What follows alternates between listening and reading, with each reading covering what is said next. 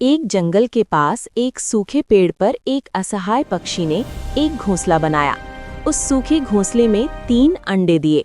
घोंसला पूरा दिखाई दे रहा था क्योंकि पेड़ सूखा था, इसलिए पक्षी घोंसले की रखवाली कर रहा था।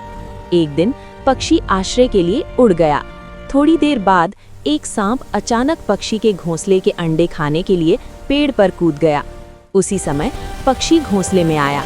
सांप और पक्षी दोनों में जमकर लड़ाई हुई। सांप लड़ाई में हार गया। पक्षी इतना क्रोधित था कि उसने सांप को खा लिया।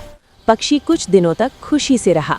तभी एक बंदर ने चिड़िया का घोंसला देखा और अंडे खाने के लिए पेड़ पर चढ़ गया। चिड़िया पेड़ से चिल्लाने लगी। चिड़िया और बंदर से लड़ने लगी। आखिरकार बंदर लड़ाई हार गया और जंगल में भाग गया। चिड़िया और बंदर की आवाज सुनकर एक लड़की चिड़िया के घोंसले के पास आई। चिड़िया जब वो जंगल से वापस आया तो देखा कि लड़की पेड़ पर छूट गई है। चील एक बार फिर लड़की से लड़ने लगा।